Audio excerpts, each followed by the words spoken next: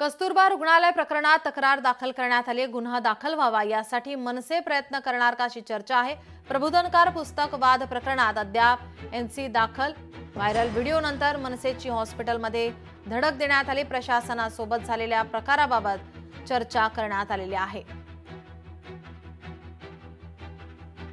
कस्तुरबा रुग्णालय प्रकरणात तक्रार दाखल करण्यात आली। गुन्हा दाखल व्हावा यासाठी आता मनसे प्रयत्न करणार का याकडे सगळ्यांचं लक्ष आहे। प्रबोधनकार पुस्तक वाद प्रकरणात अद्याप एनसी दाखल।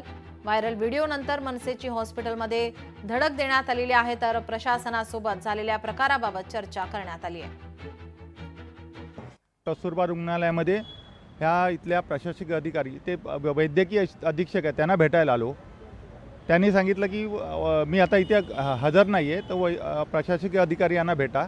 आम्ही त्यांना भेटायला गेलो। त्यांनी सांगितलं की हा इन्सिडेंट 2025 जुलै महिन्यात झालेला हा इन्सिडेंट होता। त्याच्यानंतर राजेंद्र कदम आहे, त्यांनी कंप्लेंट केली पोलीस स्टेशनला। पोलीस स्टेशन त्याच्याविरुद्ध एनसी पण घेतलेली आहे आणि ते त्यांचं तिथे पोलीस स्टेशनचं चालू असेल। पण आम्ही बोलत ते ठीक आहे, पण आपल्याकडनं महानगरपालिकेकडनं कोणती कारवाई करण्यात आली? तर महानगरपालिकेकडनं आम्ही त्यांची इन्क्वायरी चौकशी चालू आहे आणि ते लिगलला पाठवलेलं आहे। प्रबोधनकारांचं पूर्ण ग्रंथसंपदा सरकार नसतात, त्यामध्ये त्यांचे प्रत्येक गोष्टीचे जे विचार आहेत ते अतिशय कडवटपणे त्यांनी मांडले। तर प्रबोधनकारांची भाषा ती अशी जहाल भाषा त्यांची असायची आणि म्हणून ते पुस्तक न वाचता पुन्हा कोणी कसलंही असू दे ना, पुस्तक आहे ना, सरस्वती आहे ती अशी फेकून दिली। आणि या कर्मचाऱ्यांना बुद्धी घाण असलेली माणसं आहेत, मला असं वाटतंय। बुद्धिभ्रष्ट लोकांची आहेत।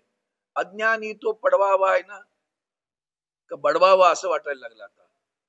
ते असे लोक आपल्या महाराष्ट्रात आहेत। म्हणून काल परवाकडे सर्वोच्च न्यायालयात प्रकरण घडलं, तेही अशाच अज्ञानी लोकांकडनं घडतंय।